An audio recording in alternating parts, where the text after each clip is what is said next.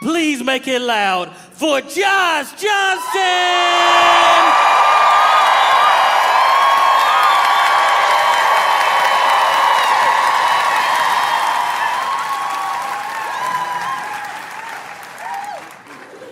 I love being in Seattle. It's dope here, you know. Feels like if Brooklyn had mountains.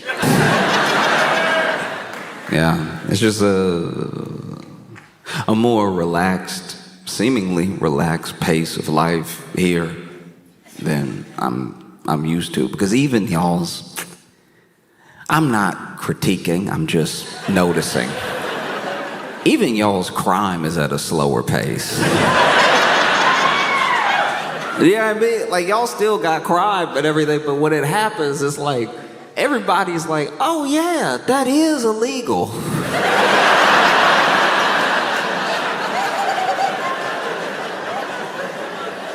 This didn't happen this time, but years ago, I was in Seattle and I saw, it was a very confusing sight. I don't know what I saw, but what it looked like from the outside, looking in Brooklyn to Seattle, what it looked like was this woman's purse had been stolen.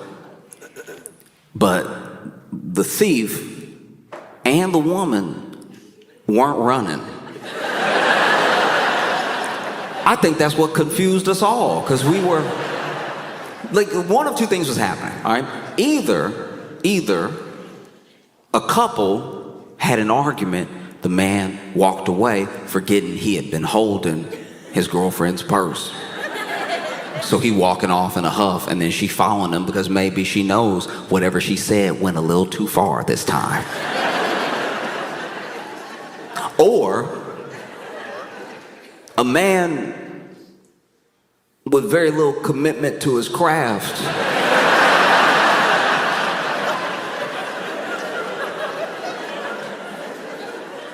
stole a woman's purse and then casually walked off. And then a woman who must not care about the purse decided, I'll go get it. It was so confusing because the man was walking, and he was walking like casually, just walking, holding the purse, but just walking. And then the woman behind him is like, hey, hey, hey. And then at one point she leaned towards the purse to grab, the strap. And the man was like, huh.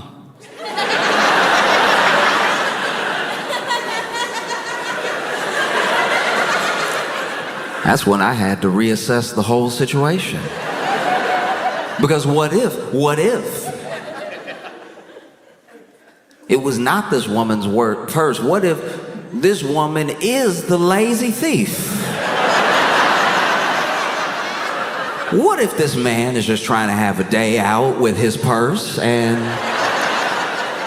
this woman who likes the purse is like, I would like to have that, and I don't plan on paying or running.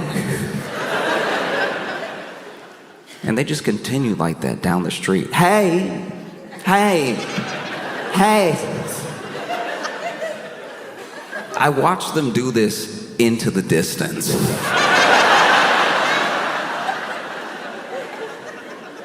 I didn't want to get involved because you ever get involved in an argument and you pick the wrong side, and now you don't know where you stand. You see two people arguing and everything. It's like you try to step in, try to be not necessarily a hero, but just a good Samaritan. Hey, what's the problem here, right? And then you feel like at the end of this thing you should have just left it alone. One time, I was doing a bar show, and we get out of the bar show, and in the parking lot is this couple having this shouting match, and this big old dude and this tiny woman, and he's not moving in a way that's threatening her, but he is like just yelling at her real loud. And she's yelling too, but he's got a booming voice and she just can't match his level. And they are getting like a little closer. He's still not like bucking up or anything. It's just, if anything, she's walking up to him, I guess to make her point, you know, a little bit more clearly. And so, I don't know, my friends and I saw this, and I just walked over, just being like, hey, y'all good? What's with all this yelling? And admittedly, I was talking to him. This is a big old dude yelling at this tiny woman. And I'm in my head, I'm like, all right, hopefully, if I step in, somebody will back me up. Do you know what I mean? Like, I'm not big enough to stop him, and I don't know the proper techniques, but if I throw myself at him and somebody else is coming, then maybe together we could come up with something to do. And so he's yelling, she's yelling. I'm like, hey, y'all good? Y'all good? What's up? What's up? Calm down, bro. What's up? And then he's like, she poisoned my dog.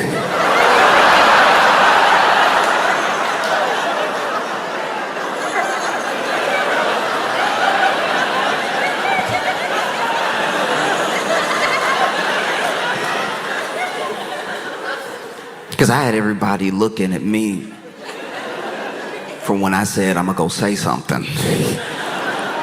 And then they heard that part, and then I'm like, I wish I was over there with y'all, because y'all were in the minding your business section. That looks like a better section to be in. And I didn't know what to do, because I don't know what their history is, but if the most recent thing that has happened is the poisoning of the dog, if the only thing that has happened is the poisoning of the dog, I think he might be in the right to raise his voice, to have a little volume, you know? I don't know the condition of the dog. And so he says that to me, and in the moment, they had both stopped yelling. They were both looking at me. And then the people who I left, my friends from the show, were also looking at me. And in my head, I'm like, well, this really shouldn't be on me. Like that's crazy. I came over to diffuse the situation, and then I became diffused.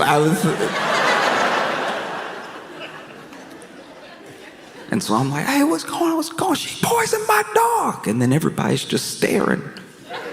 And so I'm looking at my friends, and I turn back to those two, and I go from looking at him to looking at her, and I go, stop it.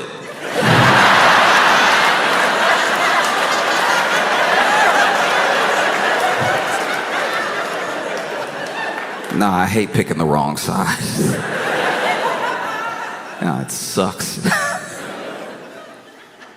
I've been watching the news, and I can't help but be taken aback what's going on between people and the companies that these people buy from. You know, Target. They know. Believe me. Target has been in more than hot water. They have been boycotted this year because Target, they're an interesting case because they took it upon themselves to try to be, or at least seem, super inclusive of everyone. Now, these companies aren't people. They're trying to make money, and the hope there is that everyone will want to spend their money here if we look like we're for everybody. That's the idea that goes into it. And a lot of people would say that that's just good business. You want to appeal to as many people as possible, so as many people as possible buy your product or products, right? And so they did that. They took it upon themselves to be the place where it's like, look, Target, you can come here, you can get anything. It doesn't matter who you are. We'll make up products just for you. All right? When your month comes around, we're going to make products. We're going to make products that nobody ever made before because nobody asked for. We are going to blow your mind with our products just for you. And they did. Every year, they managed to blow my mind by making a product that as a black person, I never knew I didn't want to see. Black History Month would come around and then they'd hit you with something where you're like, do you know any black people? Every product that Target came up with for black people during Black History Month felt like they came up with it off a rumor. Do you ever, in my head, I'm like, there's no way a black person pitched this thing, It would just be like, it would be like grape flavored. You're groaning like you didn't see it too. Like, it just be like grape flavored root beer or something. It'd be like, hi, I don't know who told you to do this.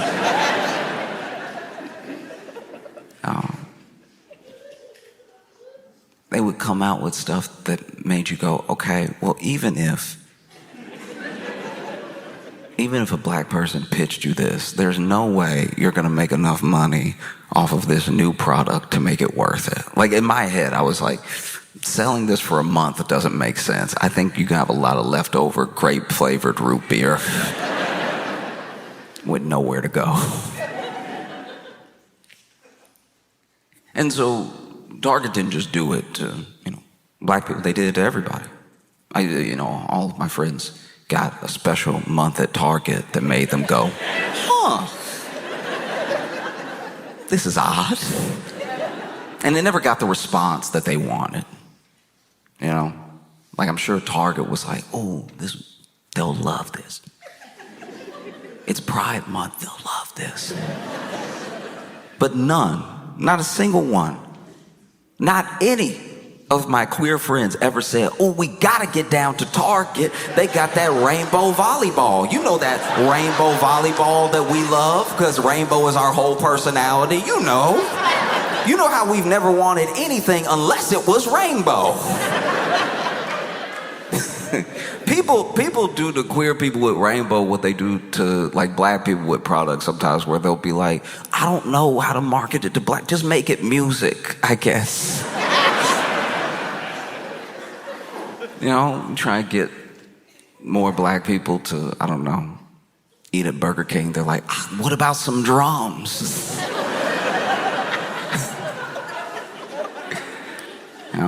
And so that's one of the things, is that Target in their efforts would sometimes still get into like these mini scandals off of people being like, what's the plan here? Some people would be offended sometimes. And then, there's obviously the thing online where people would get mad at the people getting offended. They're offended, the people are offended. And then they take up for Target, kind of, but then they don't even want the product. It's not like they want the product. And so they're taking up for Target because they're like, hey, we like grape flavored root beer over here, right? That never happened. It was always someone like, they made it for you, why are you so offended, right? And then taking up for Target as if they want a rainbow volleyball. Very weird. It's like a very weird investment to get into like a product that nobody is buying. And then Target would try to like sidestep. They try to come up with something else. It would be worse. It'd be so much worse. Next year, they're like, we're going to do right by everybody. This product is going to kill them, all right? They're going to love it. Watermelon paper plates.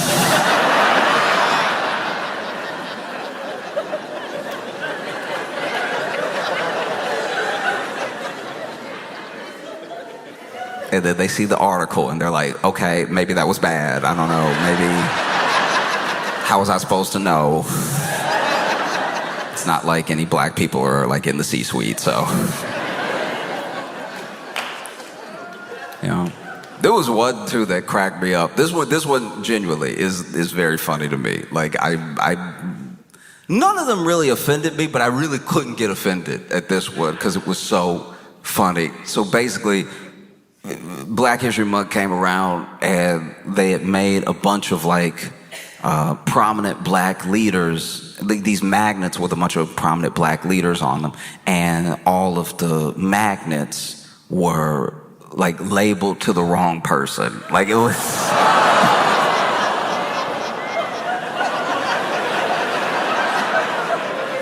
You could just tell whoever did it that day. Like they were looking at Booker T. Washington, they were like, Muhammad Ali. Like,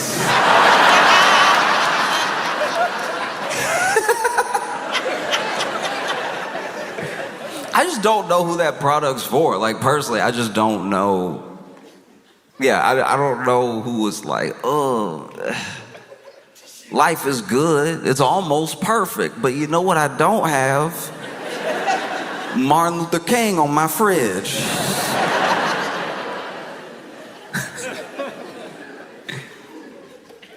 And sometimes people were more than just offended by these products. Sometimes people felt like that this was like a direct mocking or something, you know? And so then they would boycott Target.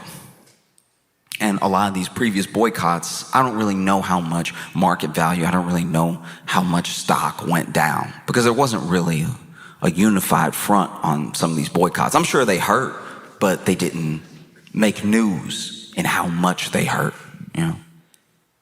And then in 2020, in the wake of George Floyd's murder, right?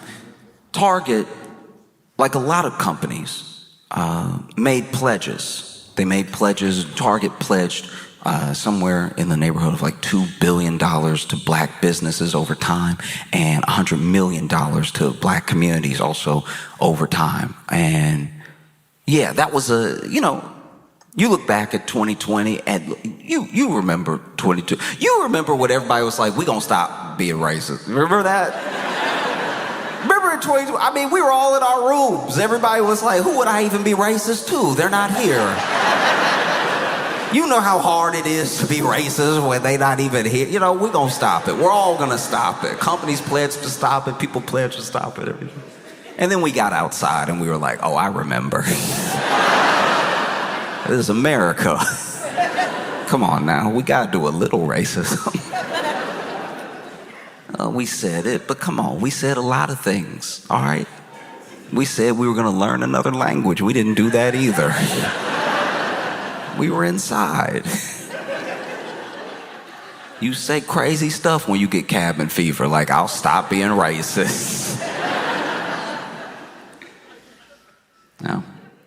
And so then you have the next few years where Target themselves, no one was talking to Target that I know of. Nobody had put a target on Target to like be the great hope of black business. They got involved. They were like, and we'll do $2 billion. But nobody was looking at them that I know of. They just inserted themselves, you know, like an annoying person would. And they made a big pledge. That's a big pledge. Even if you were a multi-billion-dollar company, $2 billion is like a lot.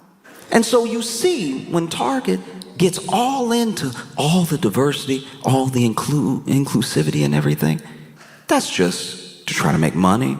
I hope we can all understand that. And not just because they betrayed the things that they said that they cared about like 5 years ago. I think even when they were saying it, even when it was happening, we were like, okay.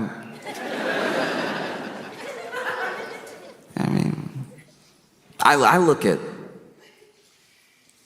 at a company making promises about how much its mission cares about people, multi-billion-dollar company. I look at that the way I look at like sexting.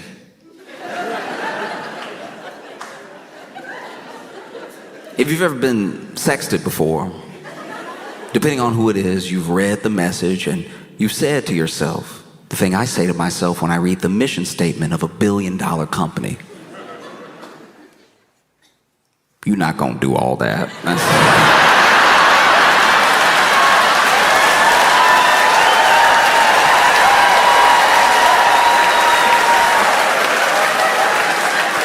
No, that's a lie. That's a lie.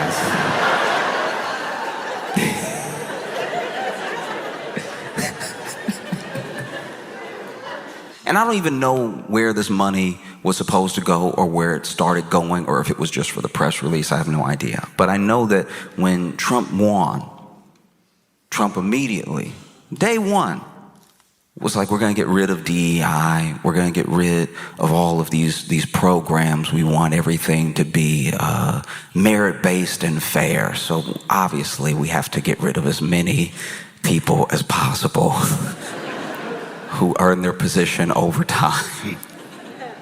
And so that's what he did. He started making moves immediately. And then Target, once again, could have done nothing.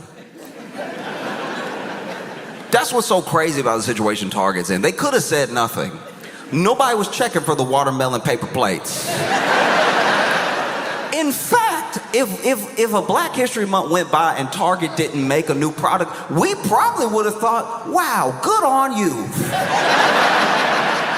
Y'all really have learned from your ways. Y'all really a regular store now. You're not trying to help or anything. You're not throwing out, Malcolm X, but it's Michael Jackson. Y'all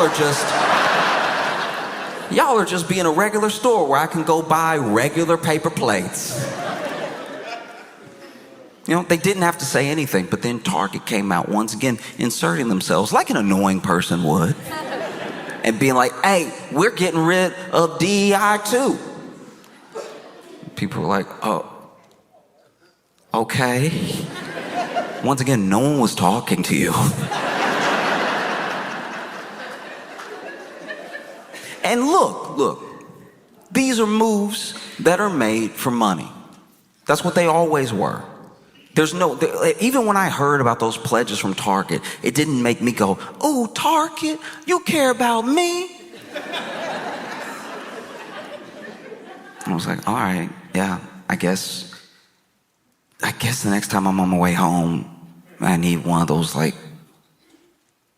toothpick things. You know, the thing that's like floss, but it has a handle.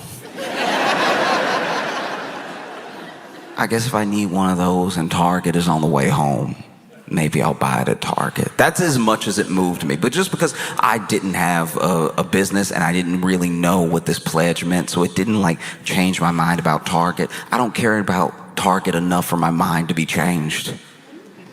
I just went on about my life. And then whenever they made this statement of we're getting rid of all of our DEI too, I was like, guys, I still don't care about you. You can't move me one way or the other. There are other stores on the way home. But people who either were pledged that money or have been watching Target to make sure they kept their word, they noticed that statement. And they noticed that it's pretty convenient to get all the social capital out of making a pledge. A $2 billion pledge and a $100 million pledge that you haven't had to come up good on. And now you're going to end it just in time to not really have to get into it. That's very convenient. And so then there were people who called them up on it. They were like, all right, look, a pledge is a pledge. You can label it however you want, but you said publicly that you would be donating this money. And you know what we're going to do? We're going to boycott. We're going to boycott Target. And then this Target boycott started. And a lot of people poo-pooed it initially. A lot of people were like, Target gets boycotted all the time. Didn't you hear about the grape-flavored root beer? But this thing was different. And there's a lot of numbers in it. There's a lot of numbers to the tune of $100 million to more than $2 billion. This thing takes off, really takes off. And I found out about it late. I did. I'll tell you right now. I found out about the Target boycott very, very late. And I don't mean very, very late as in yesterday. I found out about it when I was in Target.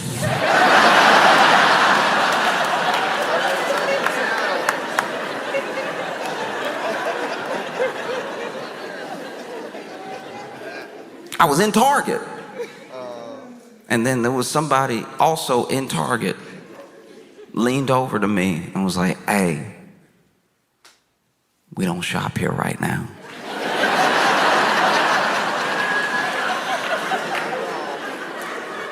You got to see this from my perspective real quick. From my perspective, I had gone into a store. Into a store.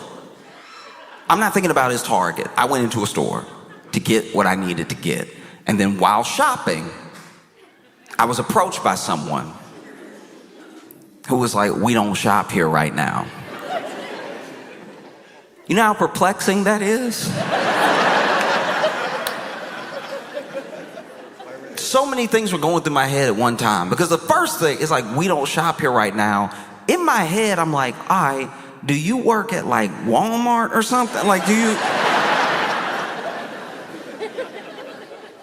What's your deal, right? Then I had another thought. I was like, "Okay, all right, we don't shop here right now. But you're in here." I said, "But you're in here." And they were like, "I'm in here to let people know we don't shop here right now." And I was like, "Oh, interesting and effective." Like I wasn't aware. It's just so funny to have somebody in the store to let people know we don't shop at the store. It just feels like the most, it's just the most like, what's it called? It's the most civility I've seen in what must feel like to the store, robbing the store. Because I put that, like in my hand, I had the toothpick with the handle, and I was like, "Oh, I already had it in my hand, but I guess I can put it back." And then I walked out, and that's money that they didn't make. It's like that thing is effective. And so I didn't buy the toothpick thing. I left, right? And in my head, I left, but I was also like, all right, that thing was like $6. So I guess I didn't get my $6, but hopefully they really needed it. Hopefully that $6. I love when a company who's done something bad need the money bad. Like, you know, like when somebody needs the money bad, they're like, "Hey, look, brother, look. If you can hold me over with this $8. And so, you know, I left. I went to CVS. To my knowledge, they hadn't done anything, so felt like a safe place to get the toothpicks. I've had something in between my teeth the entire day, so I need it desperately. Even when the man was telling me we don't shop here right now, he was like, "Ooh, you got..."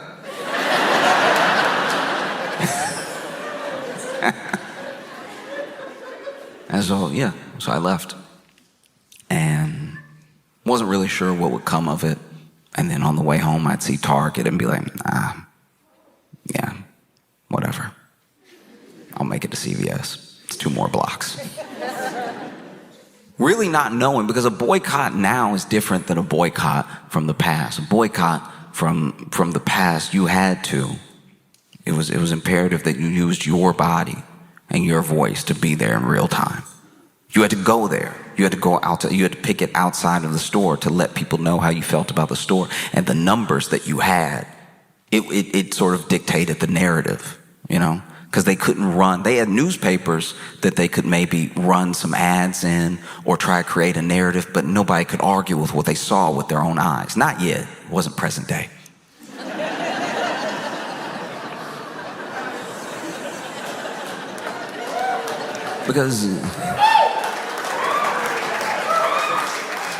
Because now, if you want to boycott, you have options. You have options you never had in the past. You can be there with your voice, with your body, right? Or you could be online organizing a different picket line, organizing a different room full of people in agreement with you, outrage at this company, you think they've done something wrong. And it doesn't even have to be a worthy cause. Truly, that's what's crazy about it. It's like, it's the same as it's always been, but there's just different avenues to do those same things. So now you have the benefit. Instead of needing to fly everyone who cares about this thing and thinks this thing to the same space that you're in right now, to be in a picket line with you so you can show the company that hundreds, maybe even thousands of people feel this way. You can just be online. These companies, they're trying to be just like us. They're trying to act and behave like people. They want you to think of them as a person, which is why they do things to try to ingratiate themselves to you like a person would. They make pledges of things they'll do, things that maybe would ingratiate you to them and feel like they're your friend. They're not your friend, they're a corporation. But you can use the fact that they want to seem like a person to you to let them know how you feel about them. That's access that has never happened until now, you know? And so you get all of these people doing it at one time, and it does have a compound effect. Because it's not as visible as it was in 50s, 60s, 70s, I think we sometimes lose a little bit of hope and a little bit of understanding of what a boycott can do, of what a protest can do, because it seems like these companies have so much money that they can never be brought back down. But that's just not true. You know, you look at Target from then to now, and I know market valuations go up and down. I know they fluctuate. Things are not set in stone just because they go bad for a while, but them going bad for a while is a wake-up call to the company. And people boycotted Target, even up until present day. I don't know when it'll be over, to be honest with you. I really don't know when I can go in Target again. And I'm not thirsty to go in Target again. I'm just like, it's on the way home, and I just have to keep reminding myself, like, no, we not, no, right? But Target has lost more than it promised. Target's lost more than $100 million, and has lost more than the $2 billion that it pledged. You know, by the most recent estimate that I saw, and it could be different on a different day, it could be different in this moment, but Target, through this boycott, has lost somewhere in the neighborhood of $12.4 billion in market value.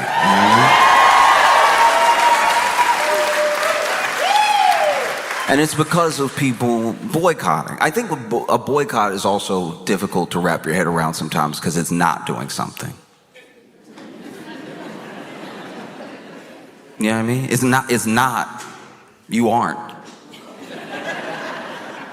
It's not like like when you go and protest, you went and you protested, and now your throat is sore, your feet tired. But a boycott is like, don't. Like y'all are doing it right now. Like y'all are boycotting Target right now. You just don't go.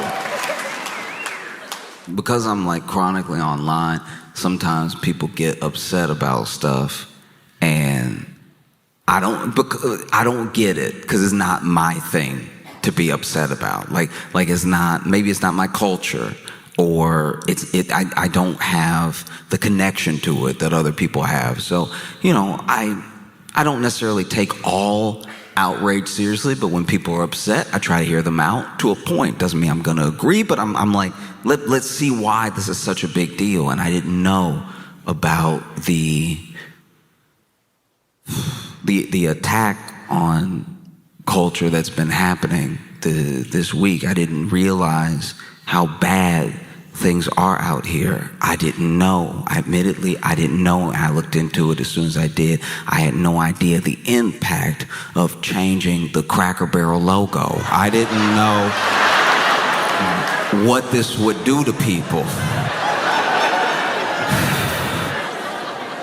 Now, if you're sitting there wondering, what is Cracker Barrel? If you were sitting there wondering, what is Cracker Barrel? You've lived a good life.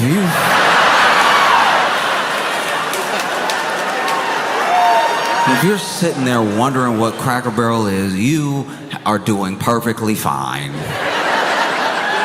But just to bring you up to speed, it is a restaurant, a sit-down restaurant, and they have a side that is restaurant. They have a side that's like little gift shop, knickknacks and stuff. It's very cute. I grew up in the South, so I grew up with Cracker Barrel, right?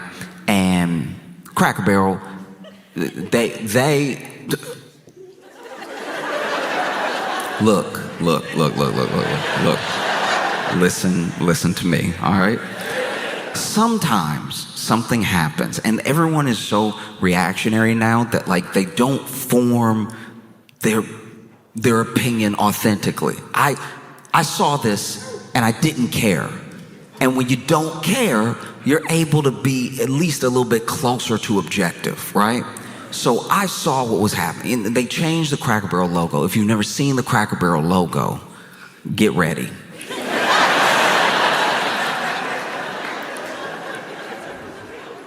As far as logos go, it does the job. It says Cracker Barrel, and then there's a barrel.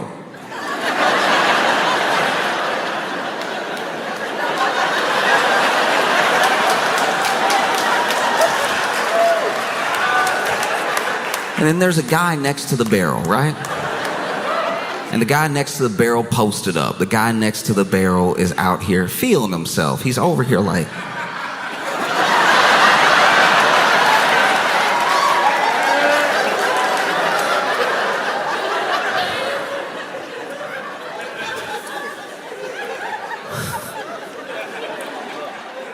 And the new logo says Cracker Barrel with really nothing else, or really like just two ovals around it. It is objectively worse. I understand that the people upset are making it about something that I at least don't think it's about, right? Because there were people that saw them get rid of the guy and the barrel, and then they were like, this.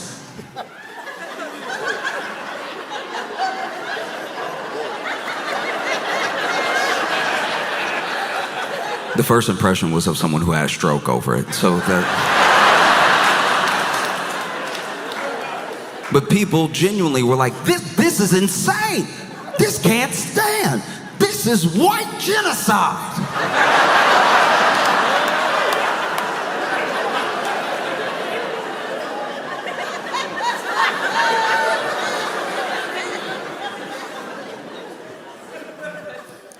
Listen to me. I'm no expert, and I could be wrong. I'm wrong all the time.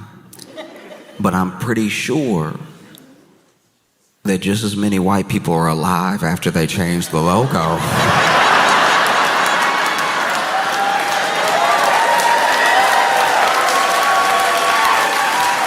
as there were before the logo change. And any people who have sadly passed was incidental. I don't think it had anything to do with the Cracker Barrel logo change specifically. And look, I don't know who this dude was to the, like, I don't know if somebody just drew him or if that's like the founder. I don't know, because admittedly I didn't care enough to get into it.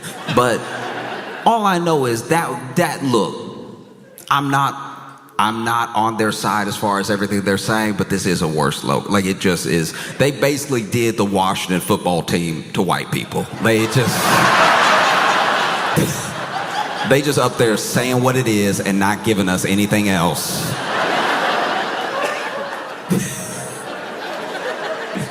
Nah, it's rough. It really, that's bad. Especially with that guy, that was, I don't know. Y'all did it. It said Cracker Barrel, and then there was the barrel, and then there was the...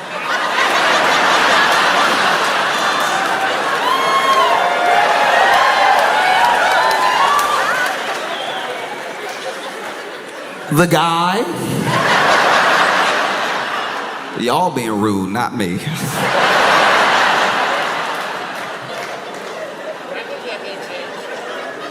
And so, yeah, Cracker Barrel was facing immense backlash, threats of a boycott. They done with Cracker Barrel over here. And admittedly, look, if we're talking business for a second, just business, it is kind of wild that the CEO said something to the effect, this is what I've read, the CEO said something to the effect of, MAGA doesn't have to eat here. We'll respect their decision not to, right? So they got directly called out. They got directly called out by this CEO. I don't even know what prompted it. I don't know what the question was that led to that answer. But I will say, look, we talking business. From business. Remember, business. I'm gonna throw it out there, and I could be wrong. I love being wrong. I could be wrong, but I do think they were the only ones eating there. So, like,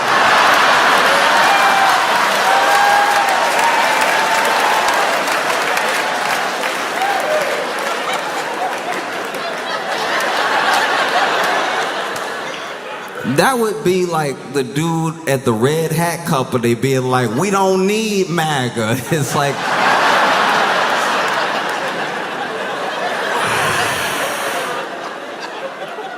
unless there's a new baseball team, I think you might.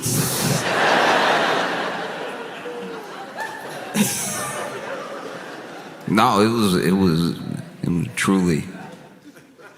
was truly wild. And now MAGA's had a insane backlash. Look, I don't know what's bots and what's actually people upset. All I know is I've seen a lot of tweets. A lot of tweets being like, I can't believe, look at these. You know what's funny too? It's like sometimes people get mad at you and they start describing you in their anger. And it doesn't sound as bad as they think it sounds, but because it's what they're mad at you about, it sounds bad. I saw this one tweet that was like, look at this woman. She single-handedly tanked Cracker Barrel stock because she wanted to be a woke girl boss. She wanted to put her whole life into her career, and then she rose to the level of CEO, only to tank the company, though. She tanked the company. And yes, she's a young CEO, but she tanked the company. I'm just like, as you list the things, like as I was reading the tweet, I was like, I mean, outside of like 8 of these words, this is a good LinkedIn profile.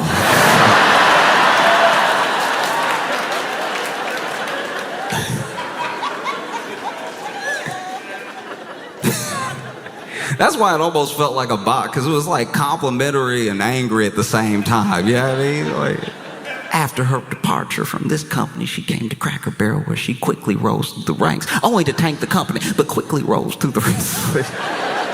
Okay. No.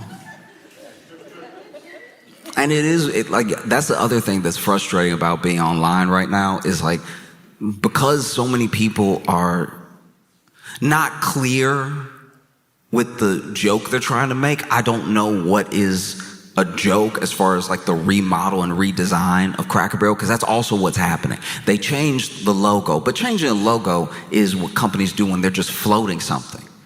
They're just throwing the idea out there to sort of test the market reaction. Maybe they've already actually changed the logo, but it's very easy for a company to tweet out from the company account, what do y'all think about this logo? And do your market research that way.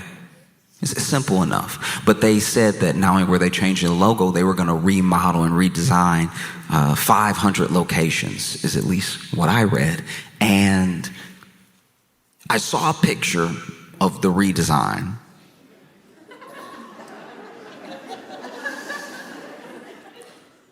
Look, I already wasn't eating at Cracker Barrel, so it's really like no stress to me. But for those that love Cracker Barrel, I was a little stressed out for them because they really trying to modernize it, I guess. And the reactions to it were interesting. The reactions to it, it blew my mind a little bit. Because there were people genuinely being like, this is an erasure of American culture, and it is an erasure of white culture, like white heritage and everything. And like, I've been to a Cracker Barrel, and yes, it's very white, but like, I'm not even saying Cracker Barrel is bad. I'm just saying, like,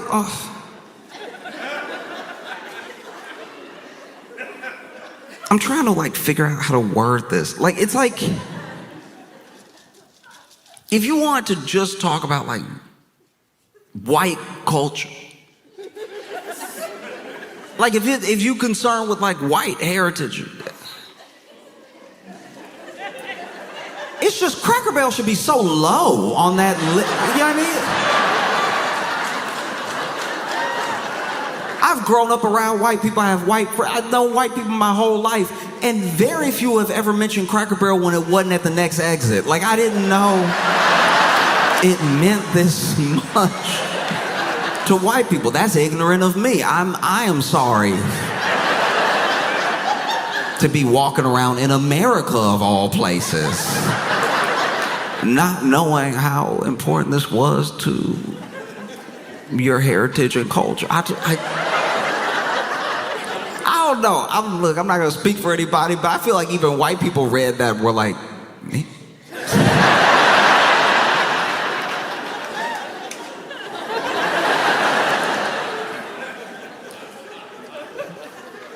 No, I've had Cracker Barrel because, you know, I've been on the road, and I've always had it when it was like the last stop.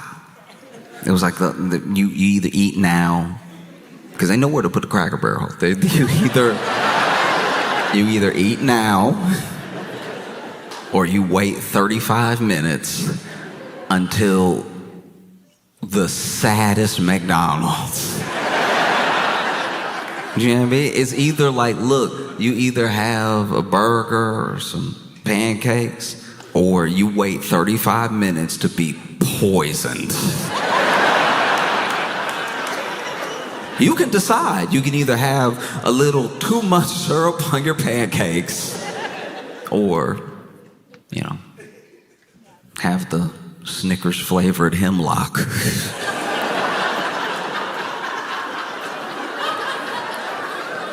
It just makes me mad. They're not even trying to be food anymore. They're like, no, we put the fryer is in the floor now. Like, we just...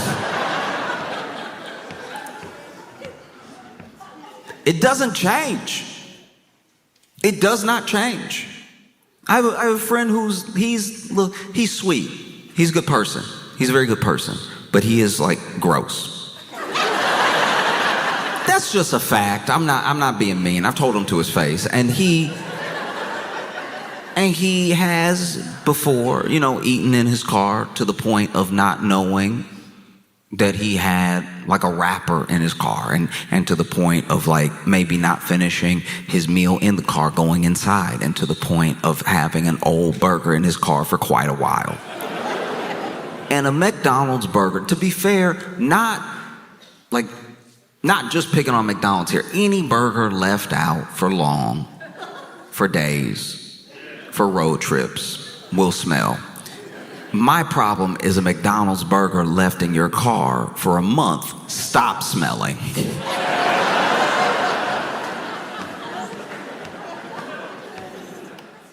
Food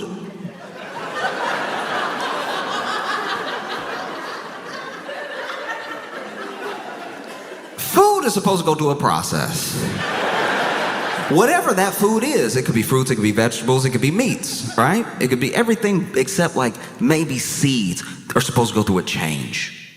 You know, they get to a point where they're growing, they get to a point where they're ripe. Even if it's meat, you get to a point where the animal is killed, the animal is prepared, and then the meat is there to be eaten. Even with processed food, the process is usually to extend the shelf life of the food, but there's still a time to eat it and a time to not. And the fact that McDonald's goes through the process, like the burger goes through the process, they actually, you know, I think, kill a cow. They actually, I assume, make a burger. And then they actually sell it to you. And then maybe you get two, and then you only have time to eat one. And then maybe it falls off the passenger seat, and then it slides back because you were making a sharp left turn because you don't know how to drive. So you You change lanes last minute when you're on the highway like a lunatic who's trying to get killed, who's trying to be injured in a car accident. And so you swerve, and then that swerve slides the burger under the seat, and you go about your life. You know, you get home, you go to work the next day, you come home, you go to work the next day, you come home, and you do start to smell something. But because you're gross, you're not going to do anything about it. You just sort of know that you smell it. You're aware that there is a smell. You just are thinking about it sometimes like, never mind. That's the thought process of someone who is nasty. Because you know it's in your car, you know it's here. And you recognize it from before, from the last time you went,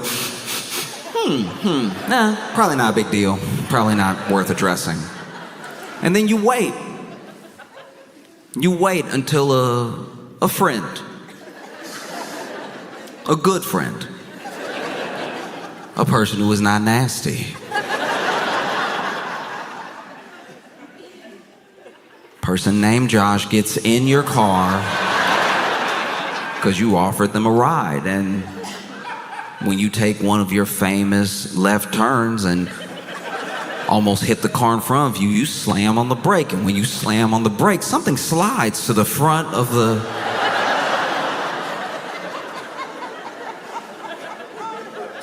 Something hits poor Josh's foot.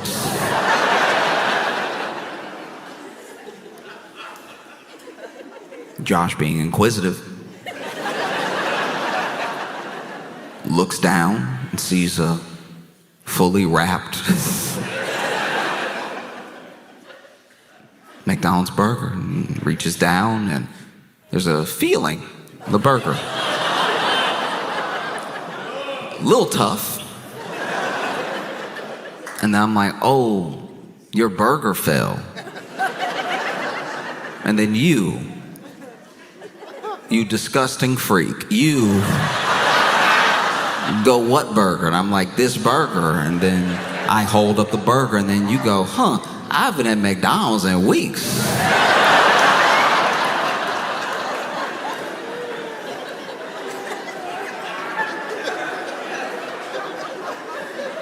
And then Josh goes, oh.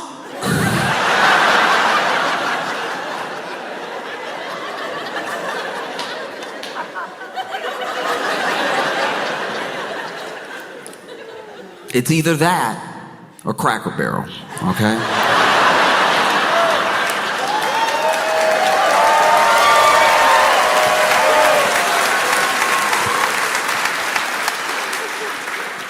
And look, a part of me understands where people are coming from. A part of me understands that some people hate change. Some people love the nostalgia of going to Cracker Barrel. Some people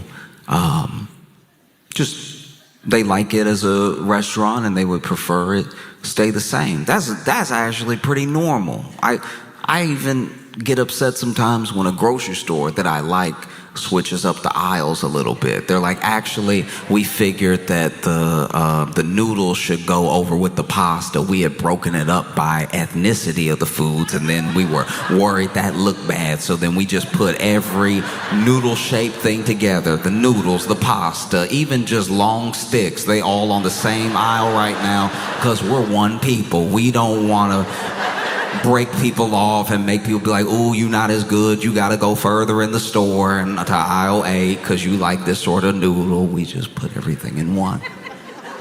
Even then, even when that's their reason, I'm like, ugh, why'd you have to change it? I knew where it was. Now I gotta be in here longer. And so I get people who are like, I just don't like it. I don't get people who are like, this is the worst thing that's ever happened to me. That always ends up, I don't know, people always end up telling on themselves in that regard. If this is the worst thing that's ever happened to you, that a company you don't own changed their logo that you only looked at when you went. I don't know who loves Cracker Barrel enough to have the logo in a frame and kiss that picture every night before bed. I don't know what sort of Cracker Barrel freaks are out there.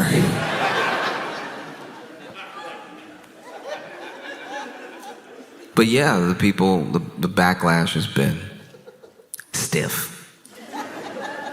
It was swift. It happened quickly. They announced this change, and then they lost, apparently, $100 million in market value.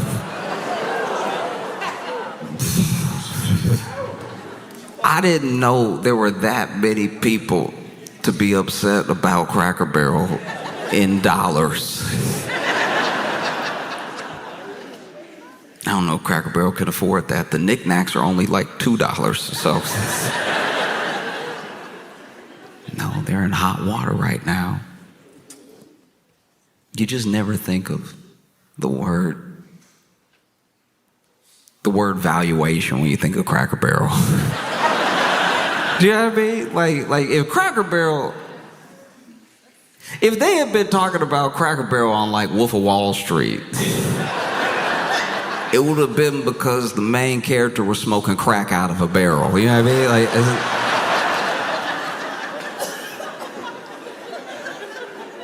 mean? Wild to me that people are this upset.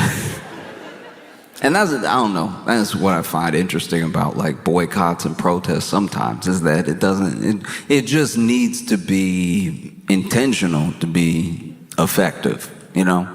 And it could happen to any company. They forget that all the time, that it could happen to any of them, you know?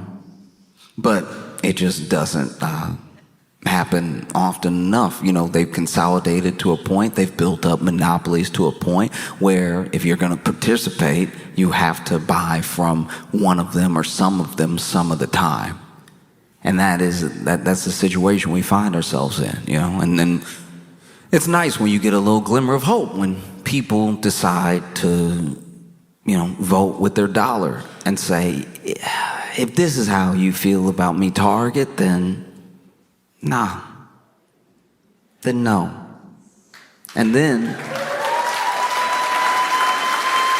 while you may not be Target's #1 customer, you may not be a Target head. Them not getting your $350, them not getting your $26.42, them not getting your $100, them not getting your $5, them not getting your $3, them not getting your $485 you're moving, them not getting all manner of money from you starts to equal up to about $100 million.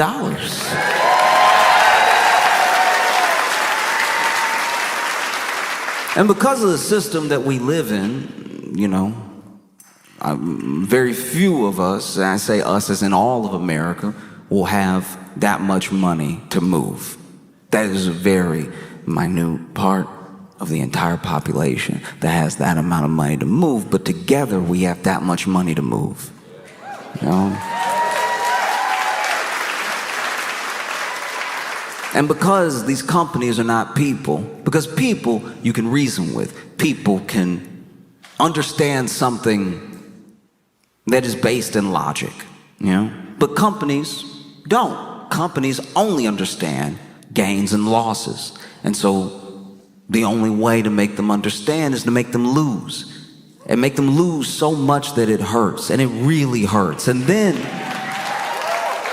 maybe when it really hurts, they'll make a change, not because better people are there, not because they fired a CEO and then hired a better person as a CEO. I don't know that many CEOs, but I imagine at a certain point, they have a similar outlook on the company and a similar outlook on the employees. I think that because of the system that we've built, when it comes to corporations, you're gonna find very few compassionate CEOs or just incredibly reasonable people who wanna do what's best for the customer. That might be what they say, but what the company does is different. And so I think that inside of all of that, You make the company hurt until someone comes along and maybe their background is in accounting, maybe they're a sociologist, who knows, maybe they started in PR, but they know we have to reverse course or else the hurt will continue. And then you get what you want. You get what you boycotted for, what you protested for. These things are still possible, and it is simple, it is not easy, and it doesn't happen overnight. It takes a long time.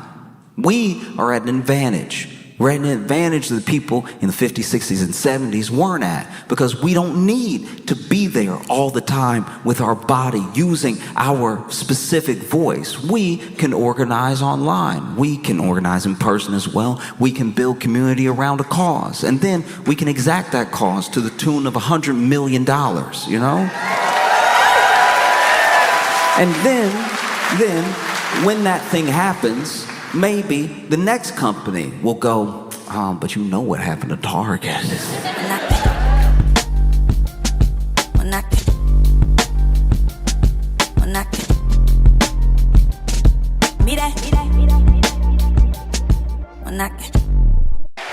Make some noise for Josh Johnson!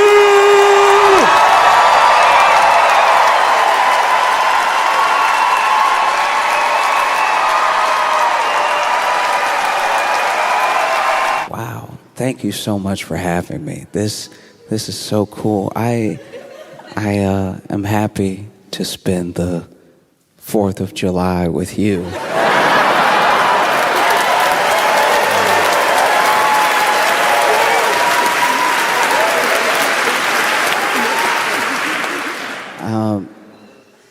Maybe you're not aware of some of our customs on the 4th of July. One of them that sticks out is a hot dog eating contest. And I've been traveling the world, and a lot of people think that they know what a hot dog is. They even think that they have their own version of a hot dog. And as I've traveled the world, I can honestly say that no, you don't. Because you all here, I'm not going to pronounce it correctly, but you have bratwurst. That's not hot dog at all. That's good. You have to understand, to make a hot dog, like bratwurst is beef or veal. It's a meat with herbs and spices in it, cooked well. A hot dog, especially in America, a hot dog is something that to make you first have to find. And when I say find, I mean like putting together a proper hot dog in its casing and to serve is a lot like a witch's spell. You have to find meat that's first on the floor. It's very important this meat is on the floor. If the meat is not on the floor, you might not be making a hot dog. You have to find this meat that's on the floor. You have to couple it all together. You have to push it through this machine. And bratwurst, once again, beef, veal, you can only hold together a proper hot dog with hate and...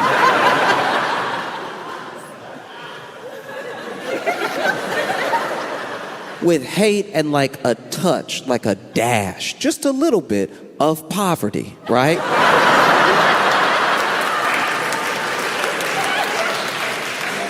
So you have some hate, you have, you can get a side of anger in there too. And then you put it together into a hot dog, you wrap it up nicely so it looks like it might be edible.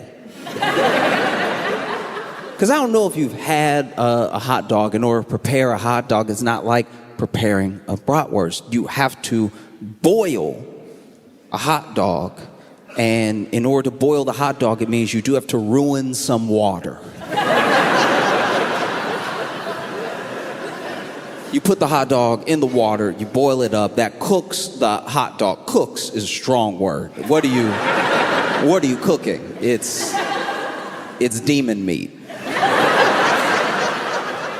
But you boil the hot dog up, so then you pull it out, that's cooked. You then put it in a bun to cover up that you're eating a hot dog. The water you have to dispose of like toxic waste. A lot of people will pour this down the sink. Don't do that. Don't get that mixed in with the regular. When I was little, I had a friend who his mom had a flower garden, and he'd make hot dogs after school, and then he'd pour the water in the hot dog garden, and all of the flowers died. Because that is runoff poison water. But yeah, you boil a hot dog and then you eat it. And when you eat it, you're supposed to close your eyes and pretend you're chewing something else. Because this is going to be nasty. You can try to dress it up with mustard, ketchup, with mayo relish, with whatever manner of things people do. Some people will act really, really holier than thou about how they prepare their hot dog, as if a hot dog is not a mystery of meat mushed together. I say all that because on the 4th of July, there is a hot dog eating contest that takes place. And the winner this year, once again, is a man named Joey Chestnut. And this year, he ate 70 hot dogs in 10 minutes, which is the correct response. You know how I said that when you felt physically ill? That's how you're supposed to feel on the 4th of July after eating as many hot dogs as possible. I believe the record is 76 hot dogs. And I remember one time my buddy entered a hot dog eating contest, and he was super excited about it. And he had watched Kobayashi, he had watched Joey Chestnut, and he thought he could do it too. He was like, if they can do it, I can do it. Let's give it a try, right? And so he entered the hot dog eating contest, and it wasn't like the official Nathan's hot dog. It was just like a local one that was happening on 4th of July. And he entered the contest, sat down with the other contestants, and then over the course of 10 minutes, my friend ate 2.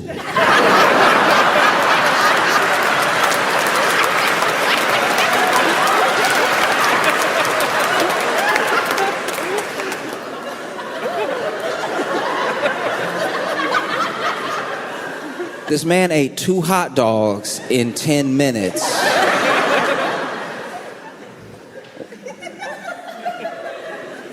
We were watching it like, when is he gonna kick into gear? Like, when is it? There are other people that are literally like swallowing hot dogs as fast as possible. There was one dude that was this was incredible. He was screaming hot dogs down, right? He was like, oh!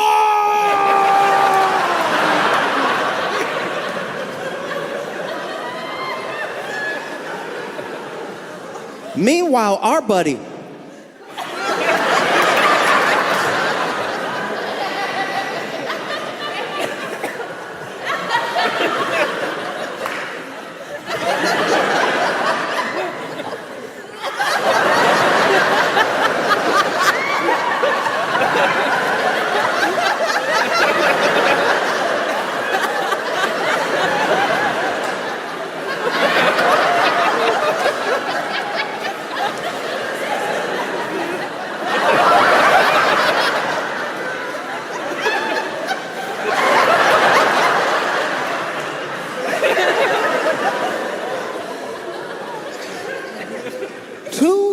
hot dogs in 10 minutes.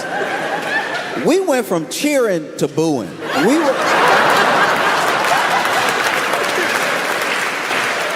We started out supportive. Initially, we were like, yeah, get him, you can do it. And then, when it was clear he couldn't, we were like, stop, you wasting a hot dog. And when he got done, we asked him, hey, what happened? We drove you here.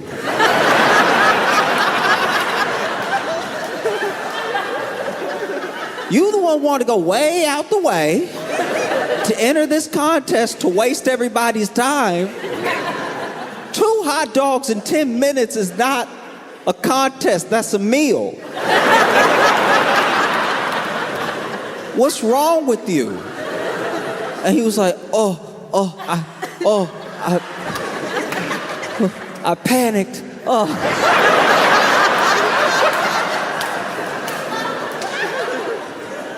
What are you panicking about? He's like, I saw everybody else do it, and they were so fast. I was like, how are they not choking? And then I remembered I might choke. So then I started chewing extra.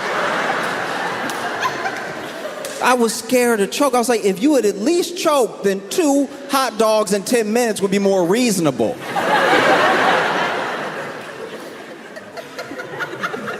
You got people over here fighting to get hot dogs now. He over here chewing responsibly.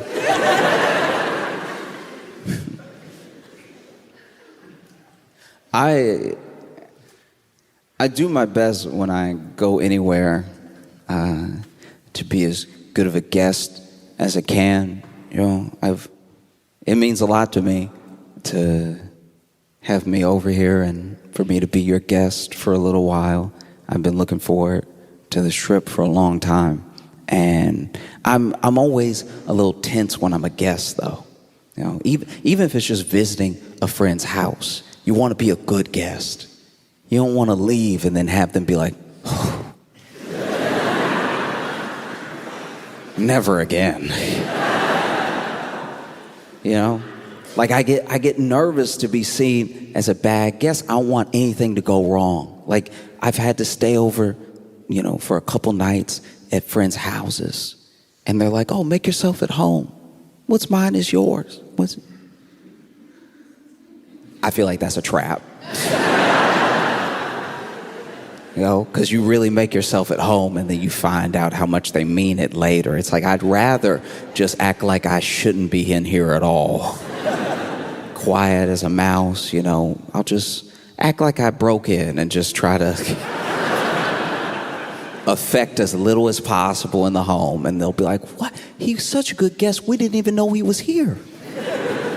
One time I got so stressed out about being a guest at my friend's house while they were out of town that I just never went.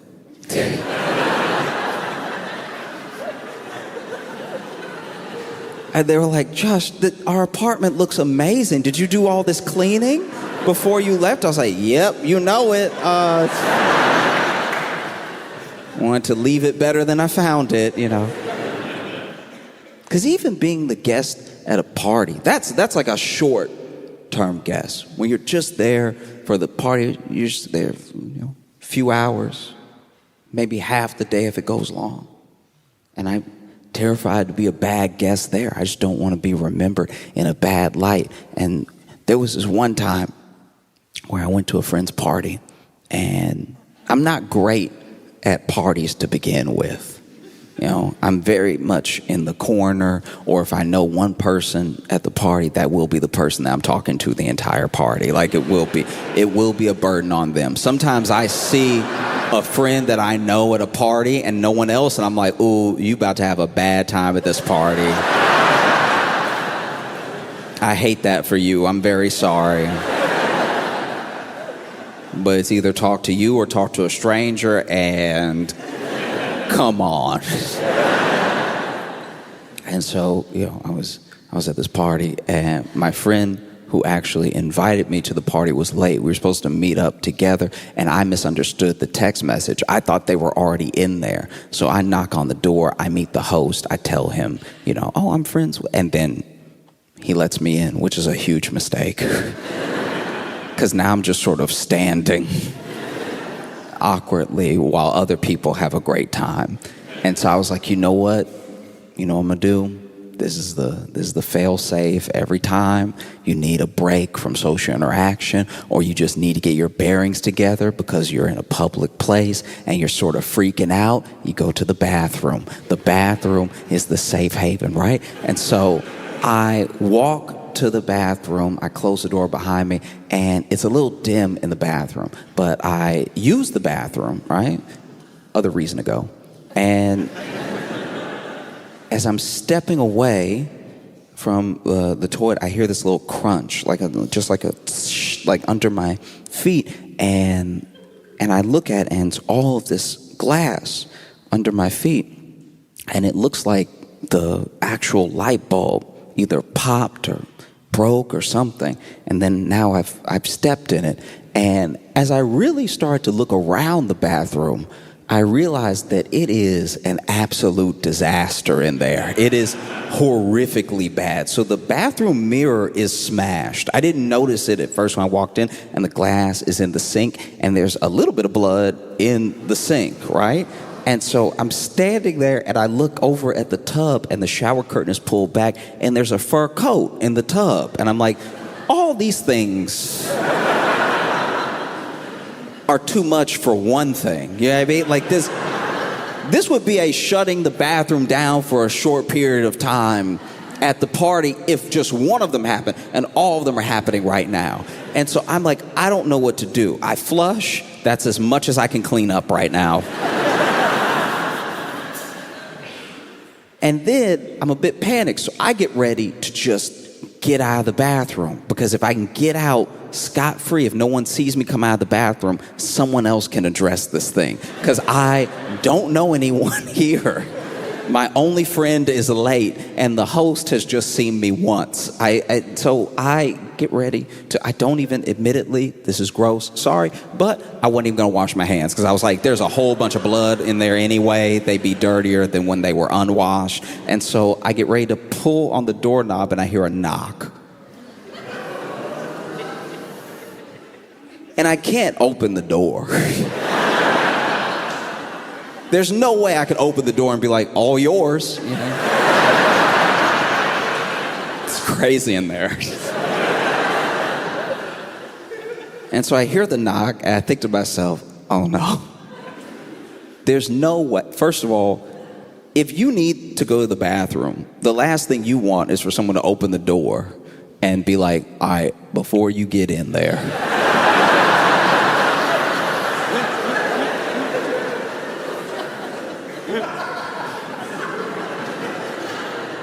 I just want you to know none of this is my fault, okay? Before you walk in with judgment, just know anything can happen to anybody at any point. Like, if you had been a little quicker with your feet, this would have been you, okay? I don't know what to do as I'm just standing there. And I'm admittedly standing there for like way too long. Like,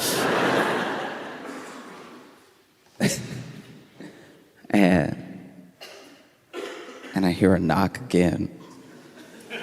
And I'm like, all right, I gotta do something. I gotta buy myself some time. And so I just say,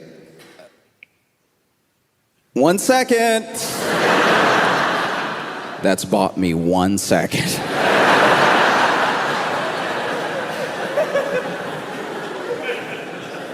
I have to use it wisely. And in my head, I'm thinking like, okay, I could try to clean up. I'm over here in my head freaking out because this is my worst nightmare. I'm gonna look like a terrible guest. I'm at a party where I don't know anybody, and I'm gonna look like I destroyed this bathroom. And so I'm Googling all types of stuff. I'm over here Googling, does glass flush? Like, does glass flush? How fast can you get blood out of the sink? If you were to look at my Google search history on this night, it would look like I definitely killed someone. Or at least a small animal. Because I was also Googling, like, does fur disintegrate? Like, and so, I just spent another minute and a half sweating and freaking out. And then I hear a knock, but this knock is like thicker. It's just like strong. It's clearly a different knock. It's clearly a different person. And that person is like, hey, come on, people waiting. I'm like, people?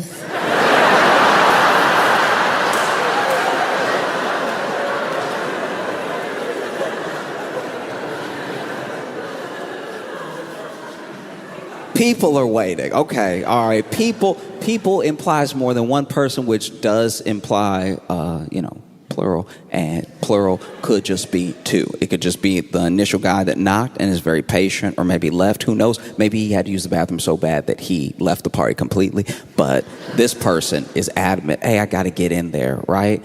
And he said, people are waiting. And so in my head, I'm like, okay, 2 people are waiting. And then he yells out, you got a line out here. What's happening in there?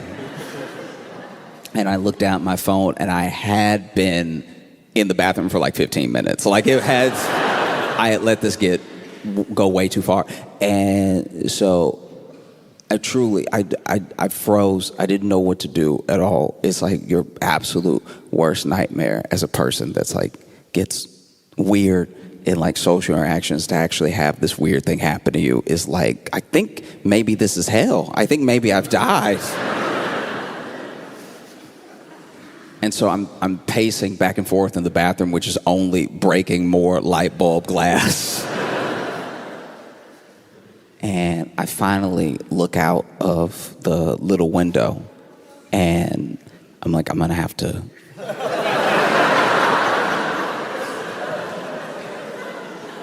I'm gonna have to leave. Like I'm gonna have to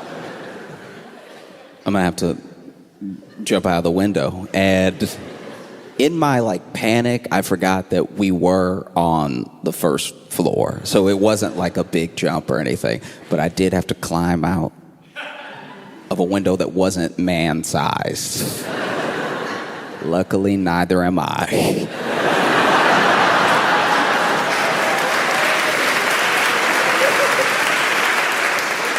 I was squeezing my hips at like an angle, like I put my hips like diagonal to the edges of the window to get as much space as possible, and I wiggled out. I fell out of the window, and I tried as much as I could to like pull the window back up from outside so that people wouldn't be like, oh, whoever it was went out the window. And then I was like, what do I do though? What if someone saw me go in, remembers me perfectly even though they don't know me, and could point me out, because I wear the same thing every day.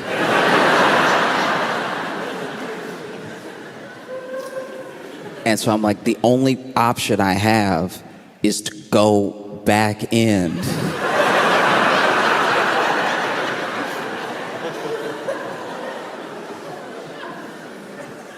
Is to go back in and join the line for the bathroom.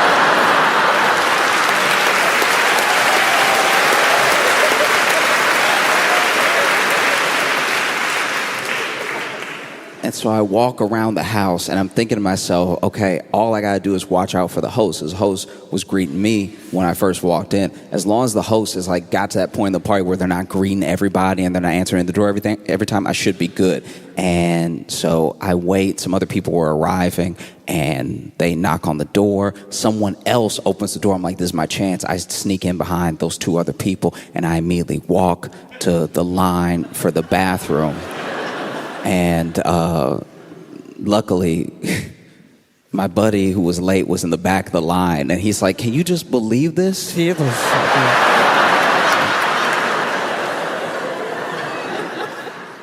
No, I do my best to be like a good house guest, and especially when I travel, because when I travel, I have to do it as an American.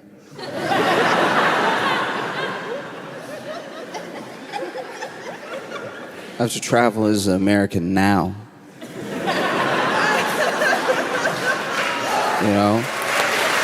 And it's like, I'm traveling more than I ever have in my life, experiencing new places for the first time. But one thing that I will say is, okay, there used to be a time where you would travel when you were from the U.S. You would go to other places, and you would say that you were from the U.S., and people, there was a shine to it. There genuinely was like this like magnificent shine around you and your passport, people had questions for you, you know, you would say you were from the US and they'd be like, oh, blue jeans.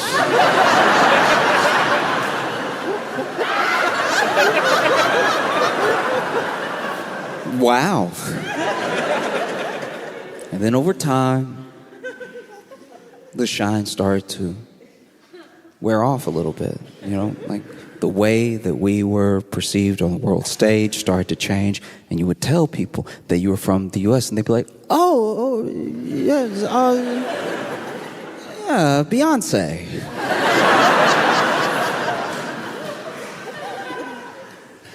And now,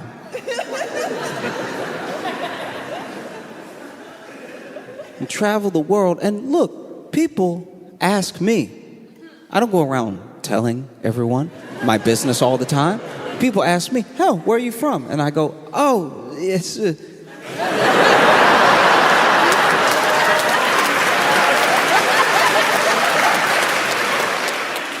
you know, it's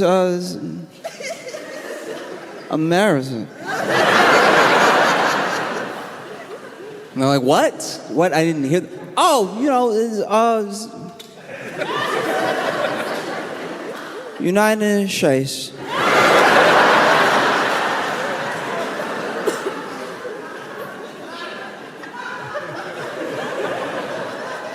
What? I'm American. I'm from the U.S. From America.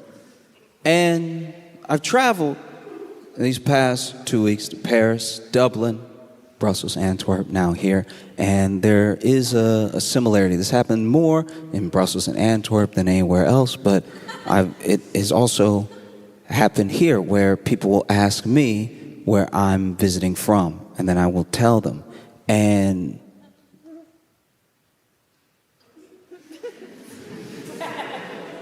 there's a look and a noise you make that's genuinely offensive. Like it is.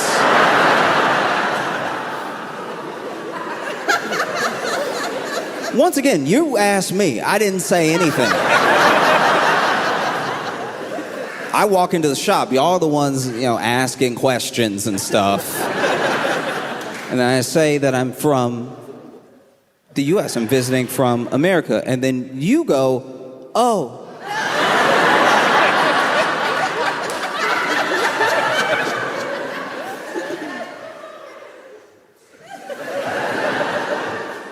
You get the face or you get the noise. You don't get both. Oh. I grew up in Louisiana, all right? And when I was, sure. And when I was in Louisiana, you know, I have friends who live in all different parts of the state. And one of my friends, he actually lives he's in like a rural area. He's in you know, some swamp area near the bayou and everything. There's a bunch of things floating in the water, a bunch of predators out there. You know, he does his hunting. He comes back home. That's mainly how he sustains himself and everything. And there was one time he was having a barbecue. A bunch of friends came over, and one of his buddies, his buddy Spence, came over and was having a cigarette off by himself. He walked off away from the barbecue to have his cigarette, and then sometime later, he comes back over, and in the back door, the way that a lot of the houses are built in Louisiana is you have your door and you have your screen door, and the screen door can keep out the bugs while also letting air flow into the home and everything. And so he pops his head near the screen door, and his head only. And Spence leans in and he says, "Hey, can you call an ambulance?" And our friend is like, "What? Why?" If anyone ever asks you to call an ambulance, just do it right away. I'm sure that they have a good reason. I'm sure they're not just getting you to do it for fun because they want to hear the siren. I think that they probably need some help. And so he's like, if you could just call him, that'd be great. Can you please just call him? You know, and he's being very calm. And so our friend walks up and pokes his head out of the screen door, and he sees that Spence, though calm, is standing there and there is a baby alligator around his foot.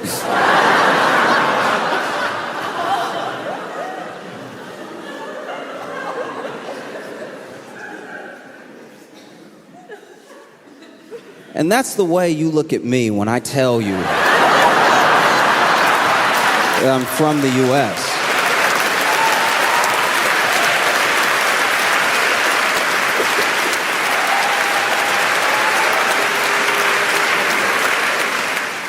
Now, coming here at a time where tourism in the U.S. is way down.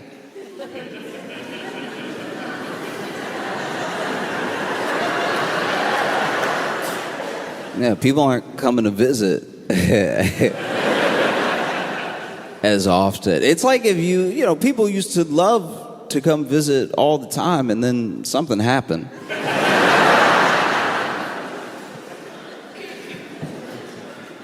It'd be like if you went over to your friend's house all the time growing up and then one day you stopped going and your friend was like, why? Why wouldn't you just come over like you used to? Come hang out. And you're like, oh, well, last time I was there, your dad threw a plate at my head, so I think I'm good coming over for a while. And so tourism is down in the U.S. People are choosing other places to go. And one of the main places that they're choosing to come is to Europe. It's all these places, like, some people will come to Berlin. A lot of it is happening in Spain with Barcelona and Madrid, in Italy, in Paris as well. And it's getting to the point where there's so much tourism, people are actually calling it like over-tourism.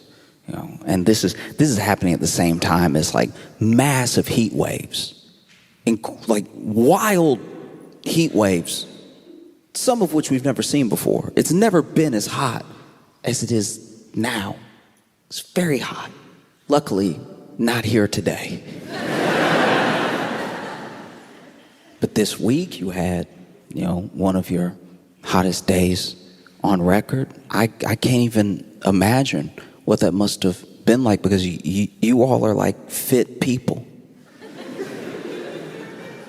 Like, you get on bikes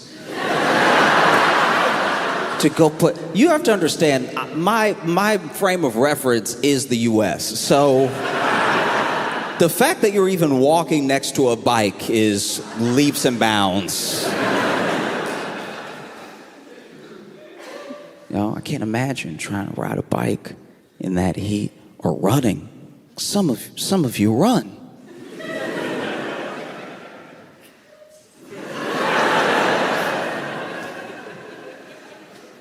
And so that's wild that this level of like over tourism is happening at the same time as this heat wave. And there are people in Paris, there are people in Spain and Italy that have had enough. They're losing it over this. They're protesting the tourists.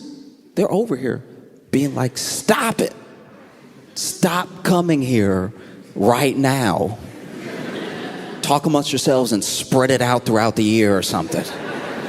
But this is too much. You have places like, I could be wrong about these numbers, but I think in Barcelona you have like 1.6 million people living there, but like 26 million people visit throughout the year. That's wild. I understand that if you live in Barcelona and you're trying to ride your bike, eventually you're like, get out of the way! And then if you live in Barcelona, you're tired of all these tourists everywhere all the time, and you start freaking out. You might get a reputation for being a little bit rude to tourists, and then you'll be New York.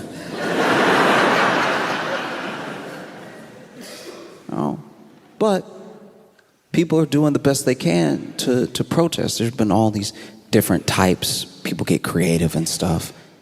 There's one where they were shooting tourists with water guns throughout the day.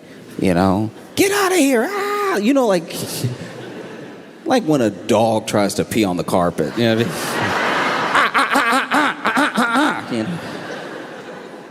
Although as far as protests go, you can tell that these are like good people doing the protesting, because that's what you came with, water guns. Water gun. I don't know. I'm coming from the U.S. where it would have just been guns. Like this. You can tell these are people who have a deep moral core, because you used water guns to protest tourists during a heat wave. They probably didn't even understand what was happening. You know what I mean? They were probably over here like, oh, the Spanish are so hospitable. They saw how hot we were. And then some strangers we didn't even know were like, cooling us off. You know, and I get the genuine frustration though, but this is the main problem, is that whether it's business or whether it's government, systems have a magnificent way of pitting us against each other. Like, there are people that are local that are upset because obviously with all this tourism, Airbnbs are shooting up. Airbnbs raise the price of living in the area, so then people are getting priced out of their homes. They're getting priced out of the areas that they grew up in. They have to find somewhere else to live, all for people who don't live here, who are just coming to peak, and then they head home. And that can be incredibly frustrating, but that's the people who are coming to visit didn't come up with a master plan. Airbnb and the government that allows Airbnb to run rampant are the people to blame. You should be taking, like,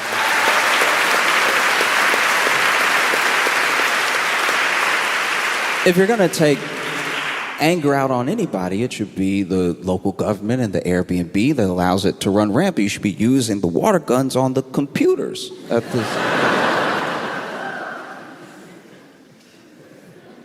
You know, because I think that that's the main way that systems get to stay intact. They see this, Airbnb sees it, and local government sees it, and they're like, well, we get to rake in money while the people that live here blame somebody else. Why would we ever change our practices? You know? And I don't really know what the exact fix is. You know, I remember when Airbnb was like at your house. There was a time early in Airbnb's history where you were just renting a room in someone's house, and so they lived there, and then they collected the money from you staying with them, like a little mini hotel. But that was like easier because then they lived here, so they cared about the home, they cared about the community, and you got to get a taste of like local life. And you could even ask them, hey, is there anywhere I should go to eat? And they would tell you, this is where we're going to eat tonight. And sometimes you would actually have a meal with your host. And I thought that was a really beautiful thing. And then like private equity and more money got involved, and so it ruined it. Because now an Airbnb is also like sometimes worse than a hotel, because they'll let the person who owns the Airbnb set the rules. So now you have someone setting these insane rules for the Airbnb. Like, you can't just check out. You can't just take your trash, put it outside, and leave. There are all these rules. Like, you have to make sure to wash the cabinets, wash all the dishes and everything, wipe everything down, you know, give our dog a bath. Also, you don't get charged a cleaning fee that you end up getting charged anyway, because in the small print, it was like, pick up our kid from school. And you didn't see that part. So now you're spending all this money on Airbnb to just go somewhere nice like Italy. And then you get to Italy and everyone's mad at you for visiting Italy, but you're also mad because you're like, the rules in this Airbnb say I have to buy this house before I leave.